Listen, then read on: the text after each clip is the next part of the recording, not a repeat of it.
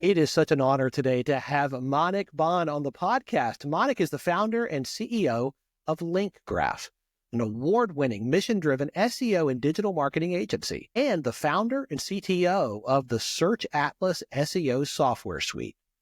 As a growth hacker, data scientist, and skilled programmer, SEO is his greatest passion in life's work. With over 10 years of experience in search engine optimization from the in-house and agency side, and with 2 successful exits under his belt, he's taught both startups and Fortune 500 companies how to scale their brands with a data-driven SEO strategy that can break into any market with ease and create sustainable growth. Manick, I'm so glad you're here. Thanks for being on the show. Great to be here. Welcome to Catalytic Leadership, the podcast designed to help leaders intentionally grow and thrive. Here is your host, author, and leadership and executive coach, Dr. William Attaway. I would love to start with you sharing a little bit of your story with our listeners, Manick, particularly around your journey and your development as a leader. How did you get started? Well, I think I would say the real learning happened with my first startup, because that was really where the rubber met the road. This is now like over 10 years ago, building my first tech company. And I came out of an environment. I was on Wall Street. I worked at Goldman Sachs. And that's a very unique work environment, right? And I use the word unique, but you know what I mean, probably. I do. Yeah. And it turns out that most people don't function their best in an environment of like high pressure and just negative reinforcement. And I think that I had to unlearn the environment that I started in and move away from that to really understand, how do you get the best out of people? How do you motivate people, especially when you're a super scrappy startup in the early days and you can't even afford to really pay people market wages, and they're with you just because they're impassioned by your vision, your product. And so that's really where it began for me, was just learning through trial and error. And I wish I could say that I was a great leader in the beginning, but I can say honestly that every time I think I made mistakes, and I made plenty of them, that I learned, and I was able to take those lessons and just become better over time.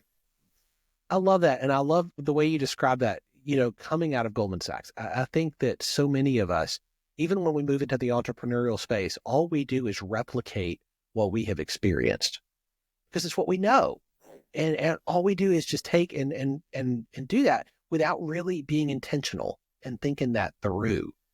As you began to build what you were building, what are some of the things that you said, hey, this is going to be something that I'm going to do differently? Yeah. So one of the first things that I look back on is just when things aren't going well, like how do you handle that moment with the team? How do you communicate to the team, we're not where we need to be? At Goldman, it was, hey, we pull everyone into a room and everyone gets a spanking, right? It doesn't really go over too good anymore. So we've grown past that era. Nowadays, I think what I learned from that experience was, after doing it wrong the first couple times, I realized we needed to actually share openly and honestly like what's going on. Everyone needs to know, but we need to do it in a way that's constructive and encouraging and uplifting, because ultimately, how do we build teams? We build teams because we single-handedly can't accomplish our vision without the help of others, right? And so if we're going to do a group lift, we have to coordinate, we have to collaborate, we have to all get under the same roof. And so I think starting to see it outside of my perspective and look at it from this broader perspective is, what is this team? How is this team operating? Is just like kind of the first step. And then there are great mentors, there are great books, there are great lessons to be learned from being in environments with people who have scaled and built huge companies that share their mental models and frames for how they build teams, and how they motivate people. And then I just kind of like grabbed pieces from here and there and put them together and experimented with them within our own company. And I think now, fast forward 12 years, I think we're doing a lot more of it right than we did 12 years ago. Well, and hopefully we're all in that growth pattern, right? We're better than we were 5 or 10 years ago. Who are some of the people that you have looked up to as part of that process, people that you've learned from? I think one of the greatest sources of wisdom are people who are no longer with us. So books from the greats like Marcus Aurelius and Seneca and, the Stoicism. I've been really inspired by that. I think that helps me become a better human being, not just at work, but with my family. And then more like near term now in the modern day, people that I work with and I communicate with on a regular basis are other successful founders who are sharing their lessons from building their teams and figuring out what works for them. My personal coach is a guy named Andrew Horan, who is just an amazing human. He started this great company called Tribute. It's like the nicest gift you can get on your birthday. What it is someone who really cares about you will go to all your friends, send them a link, and they'll record like a 5, maybe 20-second video about you. And then it stitches all of them together and it gives it to you, right? As like this amazing birthday present. And so Andrew, he created that. And anyone back in New York when he was just struggling to get it off the ground and was trying to build the technology and, was helping him a little bit here and there. And now that's a thriving business. It's doing so well, and also a big positive impact, right, on the world there. Yeah. And so just taking people like that I find like I really admire them. I admire their ethos, like the way that they show up as friends and with their families and at their companies. And I just try to be a sponge, I'm not the smartest person in the room. So I like to just sit there and be the sponge, look it all in. I love that. And I see you in a variety of different contexts. And we've met at a number of different events and you are learning, you are absorbing. And that's one of the things I think that really differentiates what I call a catalytic leader from so many others. They're always in that learning posture. They're always maintaining and cultivating a teachable spirit. What are some of the habits that help you to do that? I mean, I would just say humility. It doesn't matter how big you are. There's always someone who's bigger, and there's always you can grow and do. I mean, last year we hit 20 million of revenue. Our team is 151 people now, maybe more. That was 2 weeks ago, and so we've scaled tremendously. But the only way that you keep growing is you have to you take the success and put it to the side and say okay, ultimately, if I'm going to keep growing, I need to not think that I'm the best at everything. I gotta be open to criticism, open to feedback, and just keep learning. And so I've always a pretty humble guy. Most people, I think that meet me don't even really know about the company or the success that we've had. I try to keep that a little bit to the side and just focus on being able to connect with people on a regular basis. And Manick, I think that's exactly how I perceived you. When we first met, I had no idea. And in learning more about you and what you are doing and have done and are in the process of doing, it's just blown away to hear you speak and talk about this. You absolutely exhibit that humility. And that is a gift, and it is a choice. And that's something that I would love for our listeners to understand. You choose the mindset that you're going to have. And that is a choice that you have made. 20 million in revenue is nothing to sneeze at. 151 team members who are looking at you, learning from you. And I would imagine more than one of them, more than a few, are modeling after what they're seeing. And that's an incredible responsibility that you have as their leader. Leading LinkGraph, founding and leading LinkGraph, this agency, what are some things that you have learned in that journey? How long has that journey been? And what are some of the big takeaways so far? Building agencies is hard work. That's the first thing. And knowing what it means to build and scale an agency to hit 8 years of revenue. We crossed over 10 million 2 years ago. And building the team to get to that point was very challenging because there were many moments along the way where we thought we can't possibly, this is not going to work out. I remember in year 4, a business we got to maybe 4 or 5 million. And then year 5, the next year, we actually took a step back where our agency got smaller and we felt like our growth was petering out. And that was a really discouraging position to be in for me and for the team, because, the more successful your business is, the more vision there is for everyone in the organization. Everyone gets to grow and become bigger. If your business gets smaller, then everyone else's vision shrinks too. And so in order for you to create the growth opportunity for everyone, you have to keep growing. Otherwise, they'll go find another organization to work at where they can see that growth for themselves because their vision's inside the bigger vision, right? So that's right. That was really hard. And I think maybe any agency owner who's listening to this has had the thought more than once, if you're honest with yourself, that maybe I should just sell, right? I got it to this point. Maybe it's time to exit. It's gotten too hard. It's gotten too challenging. I feel like the market's becoming crazy. And people have those thoughts. And I'm not going to tell anyone what's right or wrong for them to do. But I will say in my experience, in my journey, I'm really glad that I stuck with it because there was more for me, not just on the economic side, but there was more growth in it for me personally. You see, I'm someone, I don't view business necessarily as a way to just make more money, although I think a lot of people think of it that way. I also view it as a vehicle for personal development and growth, right? Because as you build a bigger company, as the team gets bigger, as the vision gets larger, that means you have to grow, right? The company will only grow to the level that you're at. So you have no idea how powerful or how amazing or how happy you could become. You just have to play the game out and keep building and see what comes of it. I'm still building, and I'm really glad that I'm still with it. And not just one business, not just your agency, but Search Atlas. I'd love for you to share for the few people who are listening who may not know what Search Atlas is. What is that all about? Search Atlas is it's a passion of mine, and it is something that we built originally for our agency. This is how we scaled our agency to such a big size, is that we needed something proprietary, something special, our own secret sauce. And this is when we started to show that technology to our customers. These enterprise brands, Procter & Gamble, the Olympic Committee, like these huge brands that are well known, they started to see what we were building and doing. And they said, okay, I got to work with these guys. These guys are the nerdiest, techiest, smartest out there. Like, let's just work with them.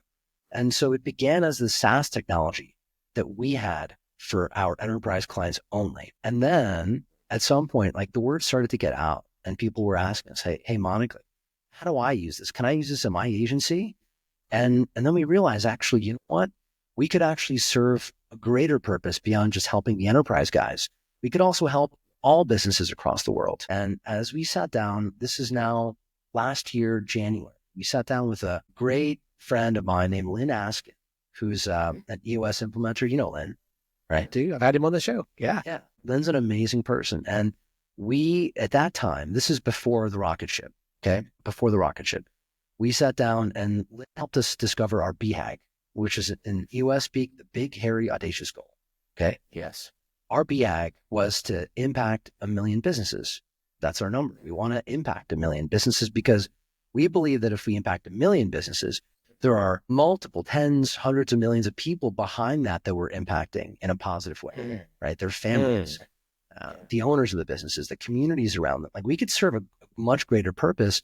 And the way that I view it is like an ethical business. If you generate $1 billion of value for the world, well, then you can participate in like 1 to 10% of that. Like that's like fair. People, like you just get that because you've created so much value. So for us, it was about, can we use the software to create way more value for the world? And we realized that we could. And that's really when Search Atlas became like a publicly accessible technology.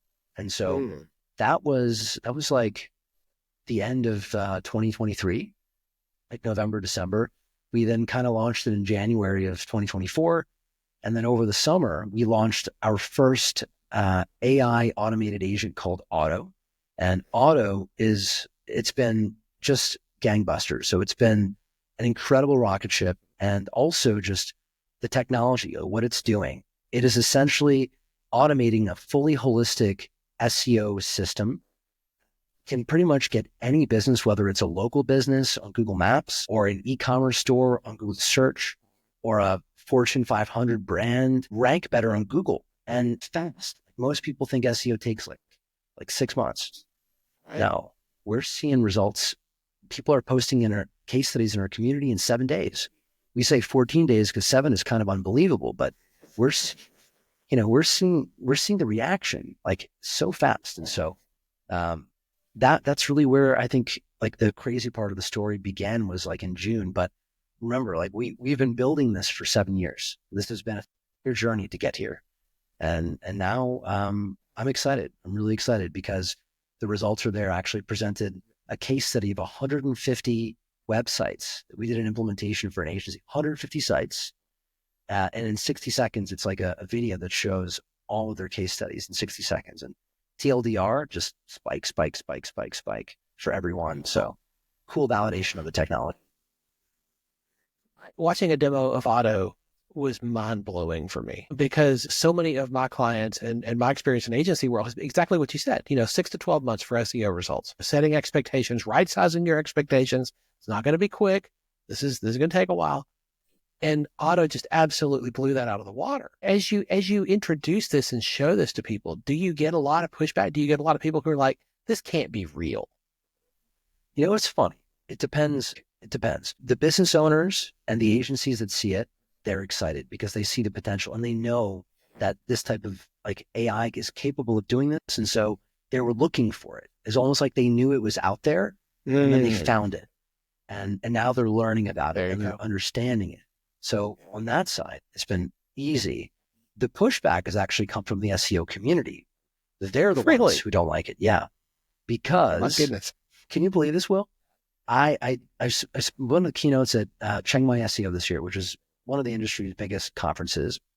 And I asked in the beginning of my talk, what percentage of you believe that SEO can be automated using AI? Very few, like maybe less than 15% of people put their hands up. Oh my goodness. They didn't believe that it could be automated. By the end of my talk, when I showed them that we had automated it, the numbers in the room radically shifted. But really the reticence on their part is that they don't like the fact that it's changed and they don't want to believe that maybe some of the work that they used to do is no longer needed to be done by hand. Oh my goodness. Change gets different responses, and learning how to lead teams and industries through change. That's a skill. And I think that's what I'm watching you do in the SEO community. It's not surprising there's pushback. There's always going to be pushback to change. But I love how you're doing this. You're doing it, again, with that humility and with that vision of what could be, and understanding that what is today, what has been true in SEO, and this can be a whole new game. Where did that vision originate for you? Did you always have that kind of vision that is so much bigger than what is? I knew that SEO is a math problem at the end of the day. It's a mathematical formula, right? There's no people or monkeys moving things up and down, ranking the search results by hand, right? It doesn't happen that way. It's a math problem. And so when you know it's a math problem, you just have to understand, what's the equation? How does it work? Once you break that equation down and you understand it's this and this and this and this, then what you just have to do is figure out, how do you turn those knobs in the right direction? I knew that there was an answer out there to do this. It took me, now it's been over 7 years of figuring it out. It's really taken 7 years of doing this every single day, doing the data science. We have 5 billion keywords, pulling the data for those, analyzing the search results, running the correlation studies. It's been a lot of really late nights and early mornings and, a lot of math to break it down. But I knew that there was a way that we could pretty much create a turnkey response and make businesses just more visible online. Yes, on Google, but also on other channels. And I think now, one of the things that I feel very strongly is that as we're seeing how AI is changing these digital marketing channels, I feel like we have a fiduciary responsibility to make sure that anyone who uses Search Atlas and Auto gets amazing outcomes for their clients. What that actually means is we have to be responsive to people who are searching, not just on Google, but everywhere, all over, any kind of answer engine, everywhere. And so now what we're thinking about is omni-channel. It's not just about the search channel, although we care and we've cracked it. But now, actually, in about a week, we're launching Auto for Google Ads to automate creating Google Ads for businesses that are super high performance. Goodness. And then we'll do meta ads. So our vision is we just want to create a AI that is business owner friendly. Like if you think about Facebook's AI and Google's AI, those AIs, what are they optimizing for? Google's AI is optimizing to get you to spend more per click. They want you to bid as much as possible, right? Because they track internally. They have, Google has economists on staff that track the economic engine of their search platform, where they're looking at the average cost per click over time. These economists get together and they think about, how do we alter the mathematical equation that determines how much Will's going to spend, right, on his click to rank for XYZ keyword on Google. And all they want is for that number to be as high as possible, which is not good for you, right? And it's not good for the other advertisers because everyone just spends more. So what we realize, especially entering the AI agent era, is that everyone's agent is going to be serving themselves. How do we create one that serves our customer, our business owner, our agency, right? How do we serve their needs? And because they're optimizing in the completely opposite direction. Google, Meta, they're against us. We have to figure out how do we get access to those audiences, but paying less, not paying more. Make sense? How does this? It does completely. A lot of people that I know are starting to use tools like ChatGPT or Claude as search engines, and leveraging those and the queries that they're putting in to get data that, a year ago, 3 years ago, they would have gone to Google for, or another search engine like that. How does this intersect with that technology? So those same Google economists, they track. The way I kind of think about Google is it's like just behind you, I see a beautiful library, Will, in your office, right? Google is a library of information.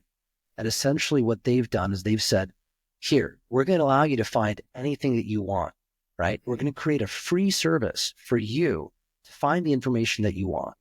In exchange for something very important, when you want to buy something, when there's a transactional intent, that you'll come back to our platform. When you want to go buy a coffee table or buy a flight ticket or buy something or the other, right? So they created this information, this library that we would use so that when we would come and need to make our purchases, that we would do it on the same platform. So they monetize this information search with the transactional component. And over time, what we've seen is that, and this started like 10 years ago. Rand Fishkin started talking about the advent of zero-click search and how more and more keywords, people aren't clicking from the search page to the website. They're getting their answer on that landing page after they search, and they don't need to click to go to the publisher site. And that trend has just gone higher and higher and higher because it's actually better for the user. They don't need to go and navigate and read all these other, pages to find the answer. They just need to know the answer. And so there's been a cannibalization of the informational search game. And ChatGPT is just an extension of that, where all the informational search, things like comparisons, like I was doing some comparisons this morning. I'm shopping for some like a very high-end product and I'm trying to understand all the different options. And instead of doing that search on Google, I want to do it in the large language model because they have all the data, right? That's an informational search.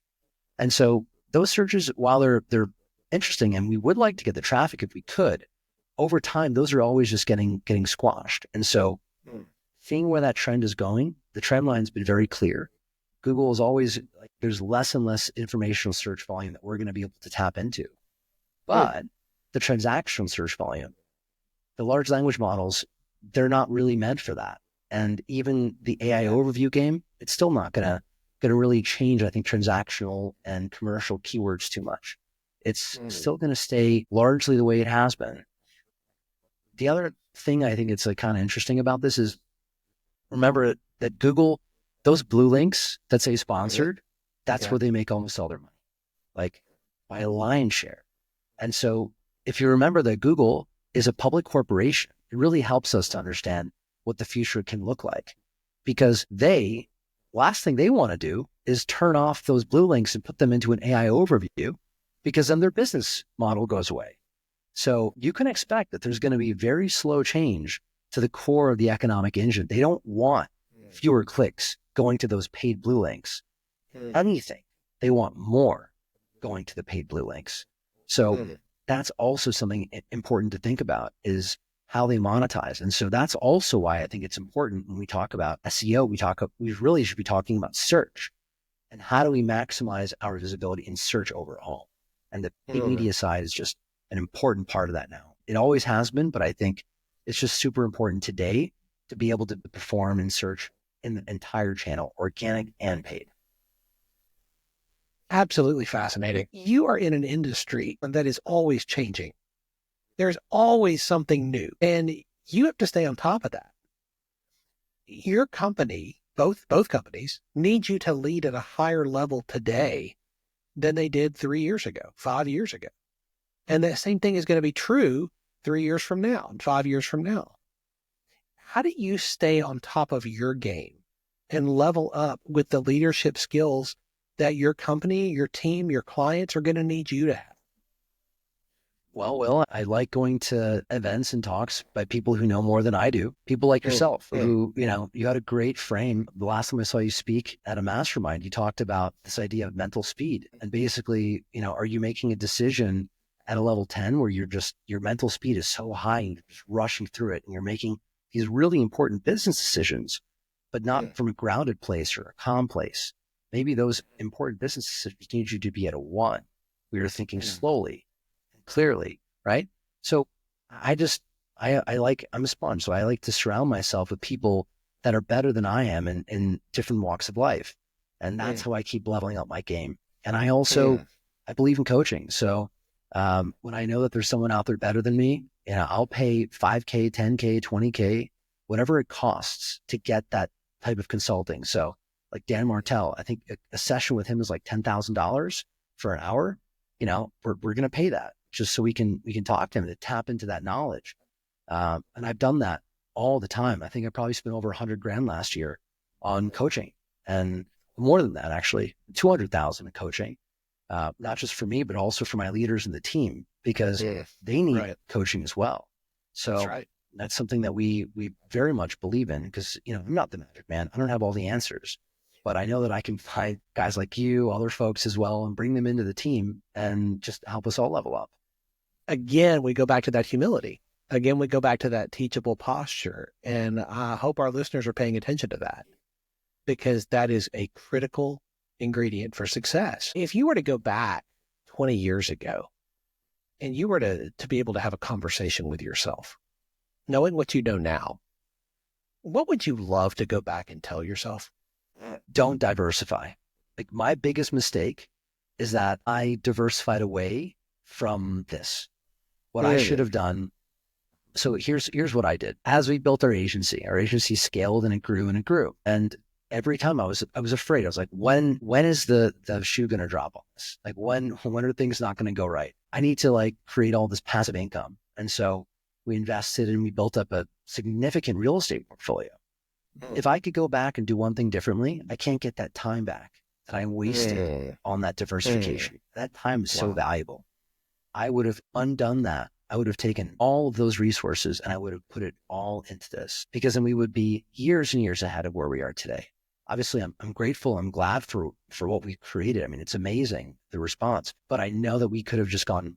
And so I'm not making that mistake anymore.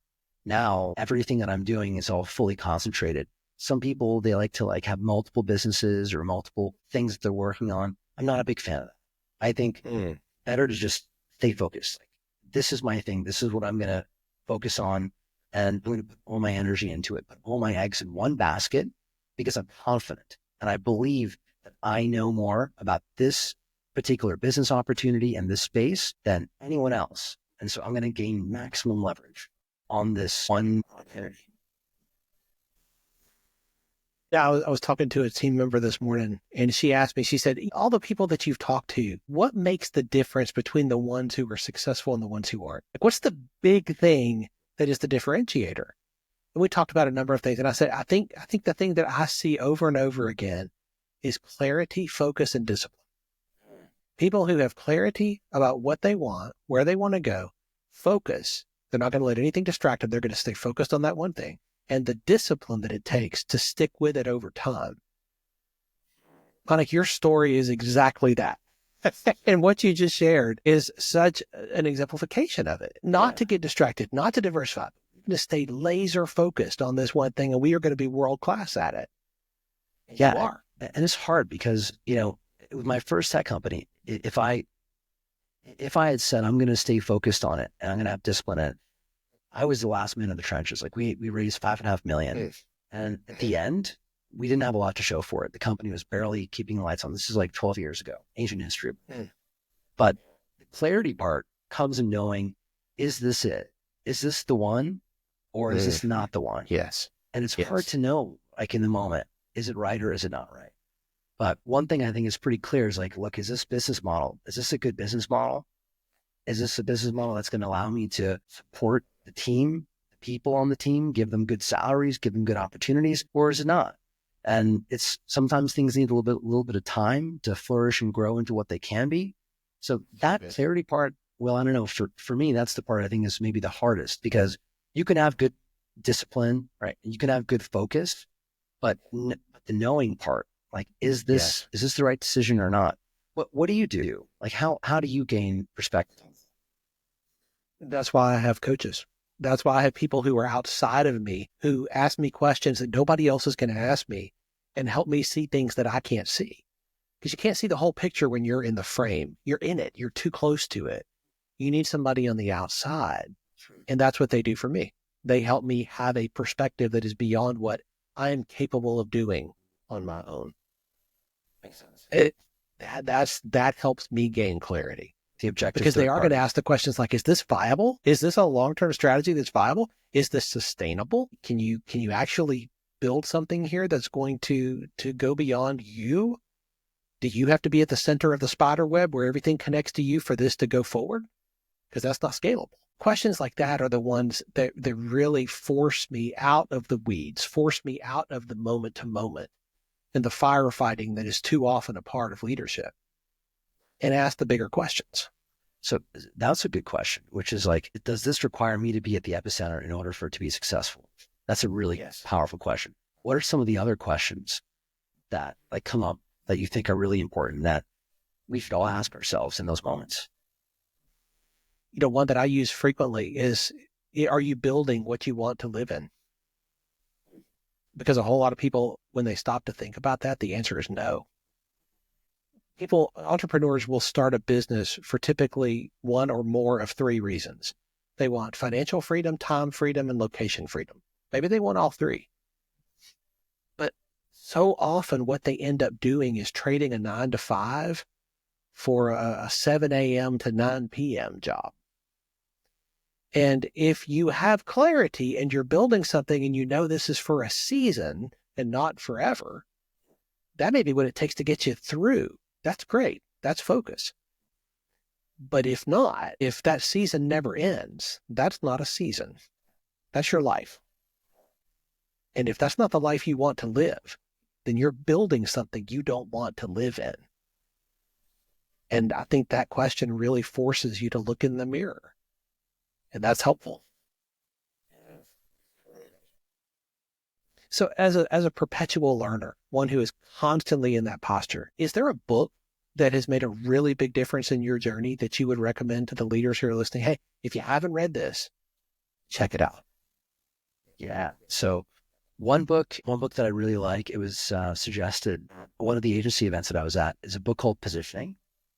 And so this is like, it's more of like a businessy book. And it's this idea that like companies only exist in the context of their competitors, especially if you have like, if you're going against like a David versus Goliath type of thing where everyone knows your competitor, like, oh, like, so what makes you different than so-and-so?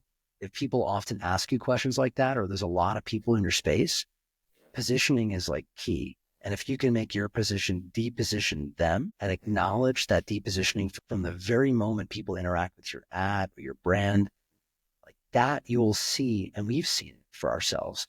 It is super, super powerful. So that book was like a massive unlock for me. Like when I read that book, because it helped me tap into the greater understanding of what we're doing, which is we're trying to get our brand in the chrono, in the mind of our customers and implanted there in a good way. So from the very beginning, we have to deposition them in some way, right? So that was an amazing book. The other one that I'm reading right now is The 15 Minutes of Conscious Leadership. Our team hit 151 people, and I just felt like I needed to, started to see our systems start to break and the internal pressure pile up as, people aren't reporting clearly in like neat lines and different people are becoming pressure points. Those systems, as you scale, break. I think people say they happen at different points. Some people say it's like the rule of 3, like 30 and then 90 and then 270. I don't know. I don't know if it falls in line that way, but we definitely felt it when we hit 150. That was where it happened for us, right around there, 130, 150, somewhere in that zone. And so now we're kind of going back to that book and some of these older books, because I think those organizational principles are pretty timeless. Yes, like we do live in a different era today with social media and with AI and some of this other stuff, but I do think that humans as a fundamental law, we're still the same. And so how we work together in teams, I think some of the older books might even be better than the newer books. What do you think? 100% agree. Some of my favorite authors are people who, like you say, are no longer with us. You know, the wisdom is timeless, and the wisdom is such that we can contextualize it and say, okay, that's what it was then. What does that look like, you know, with the tech, with the social media, with all the things that we have? That didn't exist when they wrote that or said that. But what does it look like to contextualize the wisdom and the insight and bring it forward? Yeah. You got a lot of books on your bookshelf. What are you reading right now? You know, I'm reading a book for the second time, and it is one that is absolutely fascinating me. It's called The Business of Expertise by David C. Baker. It is really helping me to think in a very different way about what we do as people who bring knowledge and share that with other people, whether it's through speaking, coaching, writing. Those are the three things that I primarily do. And what Baker does in this book is talk about how we translate insights into impact. And it's such a fascinating read. I'm reading it a second time because I enjoyed it so much. I was like, there's more here. I want to go back through this again. Say the name one more time. Sure. It's called The Business of Expertise by David C. Baker. Sounds like a good one. Well, and the two you mentioned it too. I wrote those down here so I can check those out. So thank you for that. Yeah, my pleasure. Manick, this has been such a fascinating conversation, and I could continue with you and have a conversation for another hour because there's so much insight that you have gained so far in your journey. I want to thank you for being so generous with your time and with the wisdom that you've learned so far in your journey. I know our listeners are going to want to stay connected to you and continue to learn more from you and about what you're doing. What's the best way for them to do that? Best way to keep up with me, probably my links will be in the show notes. They will. But you can find me on YouTube. Manick Bhan on YouTube, and you can also find me on Instagram, Manick Bhan as well. Be easy to get hold of. We'll put all those links in the show notes. Manick, thank you. So grateful for your time and for your generosity today. My pleasure, William. Thank you. Thanks for joining me for this episode today. As we wrap up, I'd love for you to do two things. First, subscribe to this podcast so you don't miss an episode. And if you find value here, I'd love it if you would rate it and review it. That really does make a difference in helping other people to discover this podcast. Second, if you don't have a copy of my newest book, Catalytic Leadership, I'd love to put a copy in your hands.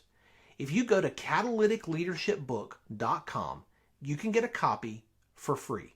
Just pay the shipping so I can get it to you, and we'll get one right out. My goal is to put this into the hands of as many leaders as possible.